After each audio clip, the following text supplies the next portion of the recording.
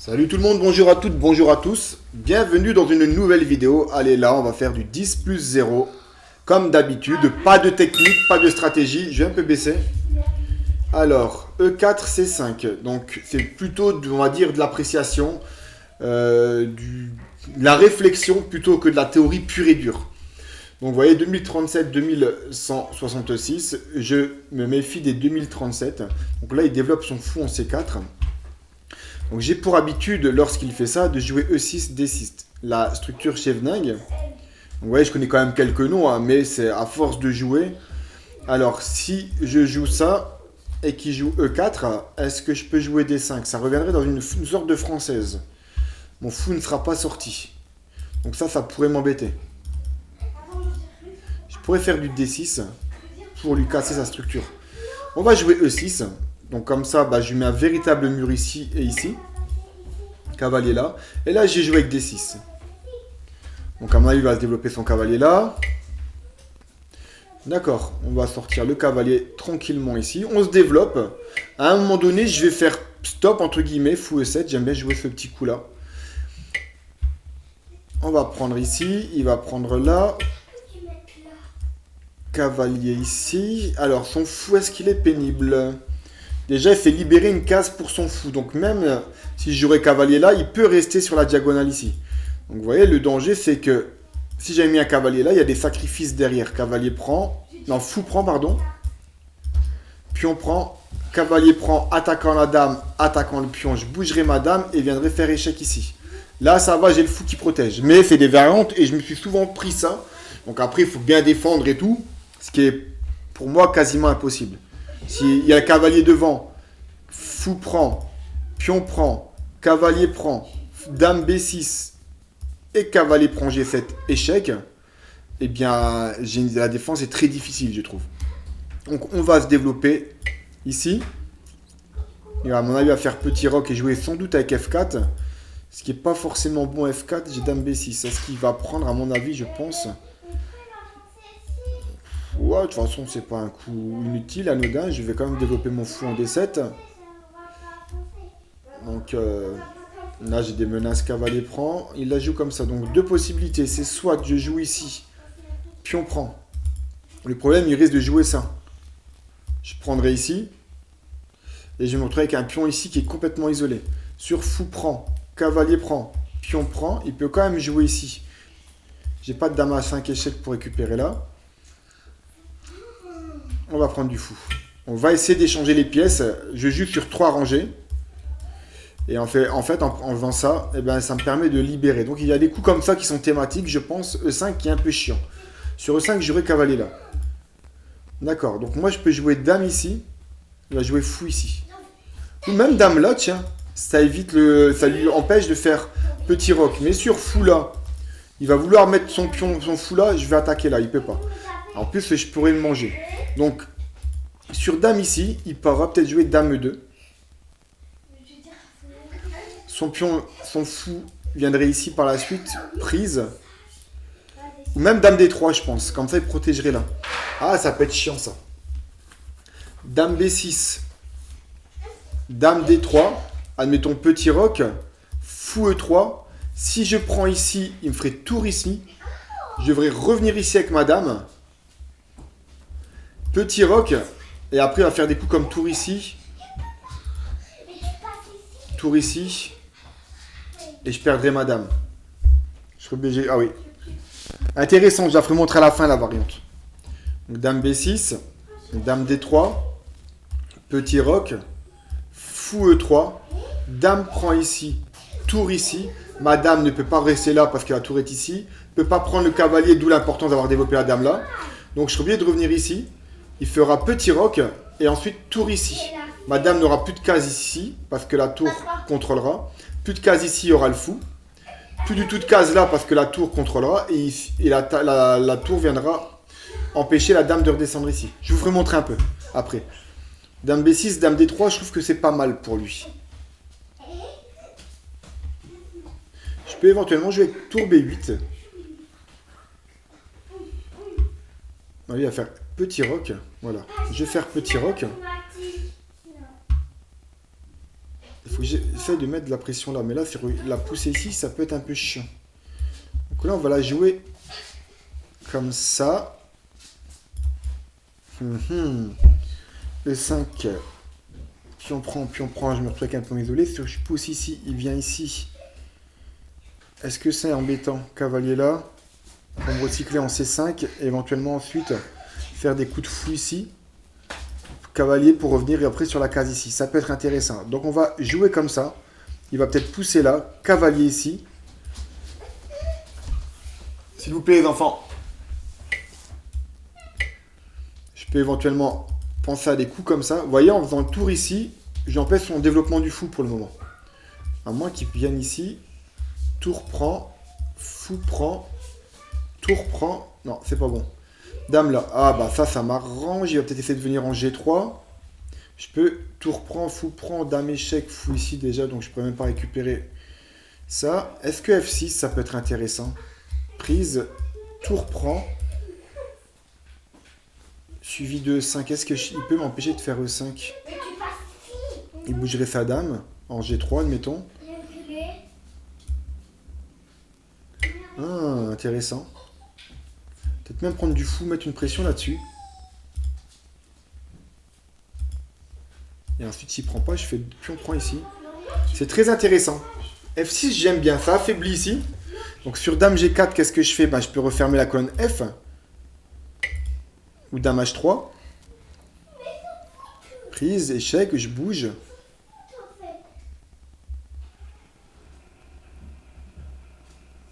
Avec du dame échec ici. Il reprendrait là. Est-ce que c'est pas intéressant de faire pion prend, dame échec, roi ici. Je continue à mettre la pression là. À mon avis, il pousserait ici. Cavalier C5. On va faire cavalier C5 sur B4. Il peut pas. Il peut pas faire B4. Peut-être fou ici.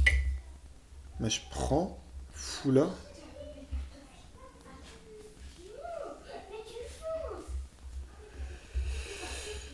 Alors, tour ici. Fou à 3. Sinon, je peux faire... Ah oui, mais non, j'allais prendre... Ouh là là, j'allais faire une grosse connerie. Tour ici. Fou ici. Fou prend. Tour prend. Tour ici. Fou ici. Tour prise ici. Prise ici. Prise ici. Prise ici. Échec. On va la jouer comme ça. Ah, prise là. On va aller faire fou à 3. Tour ici. Prise ici. Et je peux même prendre sur échec ici, intermédiaire. Échec. On va faire prise ici. Il va prendre ici sur échec. Même pas. Donc maintenant, je peux éventuellement jouer la protection là. Ou fermer par F5. Son cavalier pourrait venir ici, puis ici. Il serait capable de faire G4?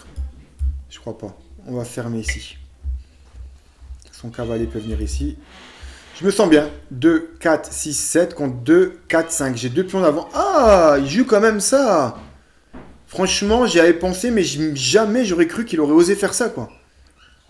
Bah, de toute façon, je suis pas obligé. Hein. Je prends de la tour. Hein. Puis voilà, hein, sur cavalier là. Je peux éventuellement jouer du ici qui est intéressant avec dame échec là, derrière.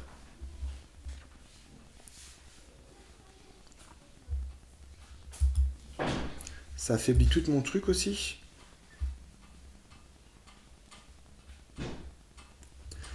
On va faire peut-être prise ici, ça peut être intéressant. Je vais prendre ici. Dame prend. Avec la menace tour ici. Donc là, je vais jouer... Qu'est-ce que je peux jouer là-dessus? Je vais jouer tour F7. Pour revenir ici avec mon fou. Je suis en train de jouer un peu trop passif à mon goût là. Là, le fou contrôle ici.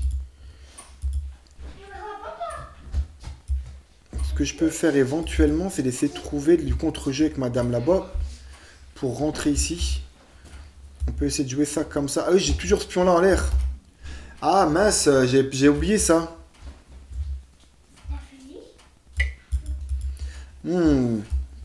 Ça va être un peu chiant ça à la longue. Cavalier là, fou ici. Si je peux échanger prise et mettre une tour là. J'ai mon pion ici qui est bien. Donc je peux éventuellement faire tour ici. Cavalier là, on s'en fout. On va faire tour ici.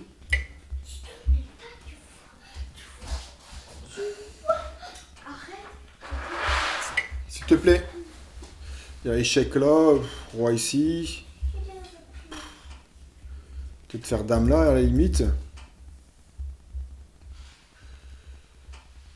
Est-ce que c'est si grave échec avec la menace là? Je peux faire G6. Hein. Échec, c'est une case forte. Échec, roi là. S'il fait dame H3, éventuellement, je pourrais envisager FI ou même H6. Voilà, on va faire ça. Il va faire dame ici. Échec. Mon fou ici est trop bien placé.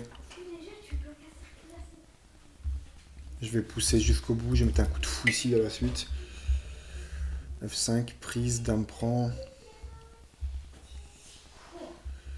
On va pousser.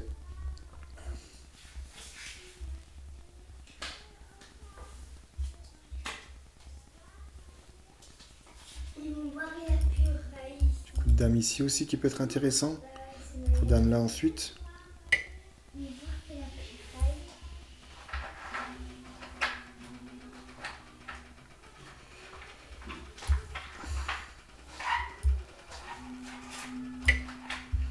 Menace, échec ici. Et échec là.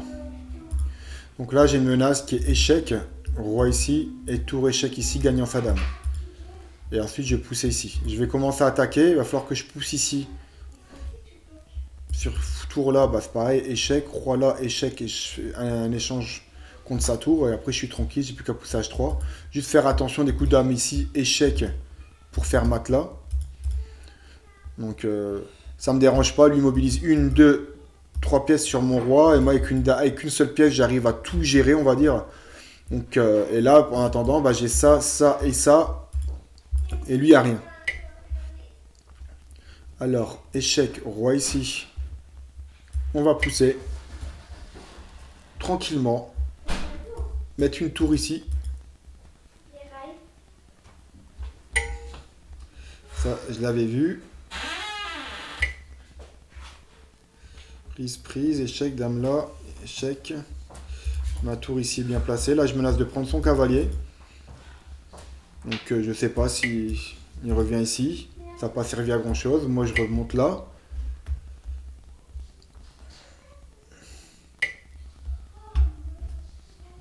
On va jouer tour ici. Avec la menace là. Sur dame ici, il ne peut pas. Que je prends. Tour prend et je refais un coup de dame ici. Je crois qu'il a perdu. À moins qu'il me trouve un coup de fouine. Sur peut-être dame G2. Je pousse quand même. Roi ici, je peux prendre intermédiaire et puis pousser. À mon avis, je pense que tu peux abandonner. Peut-être qu'il va jouer sur le temps. Il aurait dû exploser par F5 depuis longtemps, quoi. Il aurait dû tenter un truc. Ça aurait été tellement plus... il est resté trop passif.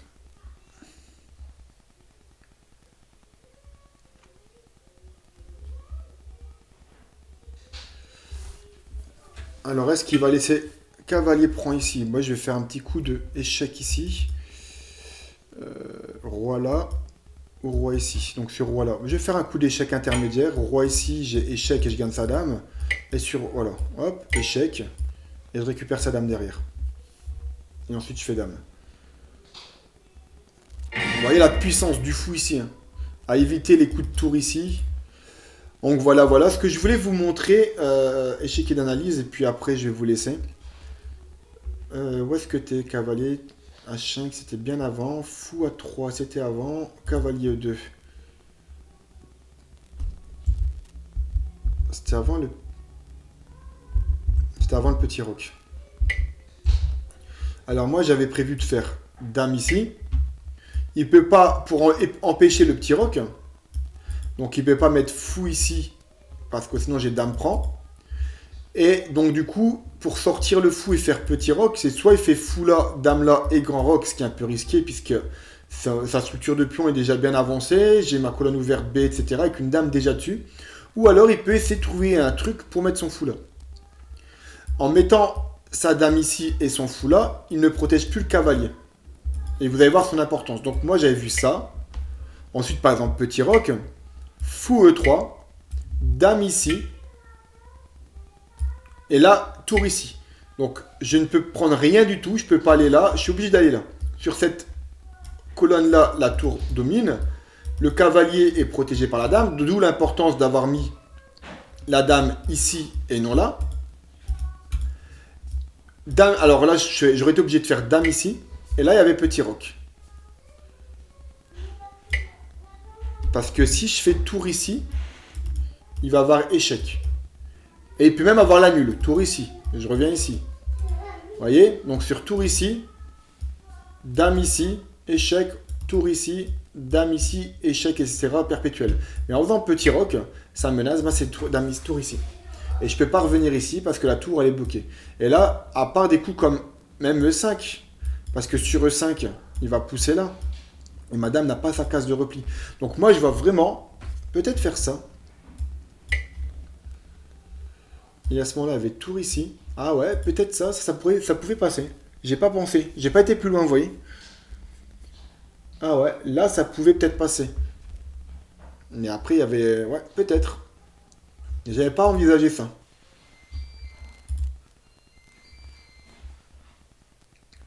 Ah, il va quand même gagnant pour les blancs. Hein.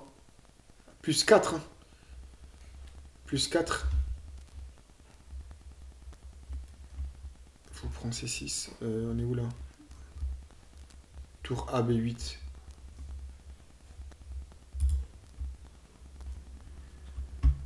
Ah, il donne quand même plus 5. Hein. Là, il met cavalier D5 ici. Sur la prise là, il va avoir échec intermédiaire. Ah ouais. Il y avait cavalier là. Voilà. Ah, vous voyez, j'avais pas fait attention. Le cavalier là, extrêmement bon. Ok, je comprenais pas pourquoi j'étais à plus 5 à partir de cette position. Donc en fait, même en n'ayant pas tout vu, en n'ayant pas vu, même avec tour ici, en fait, je perds. Je perds parce qu'il y a cavalier là. Madame est attaquée. Elle n'est pas protégée. Si elle vient ici, ben, il y a cavalier qui prend ici.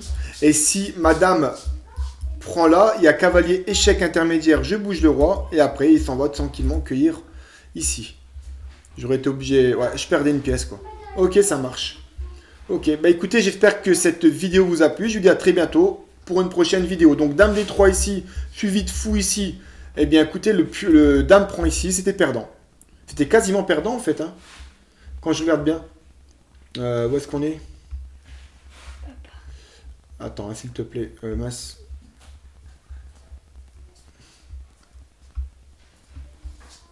Ah bah là, je suis un peu au feu 3. Ah ouais, donc tour B1, dame prend B2. Voilà, dame prend B2, vous voyez, c'est quasiment perdu. Vous voyez, il y a tour ici, comme je vous ai dit. Dame là, et petit roc.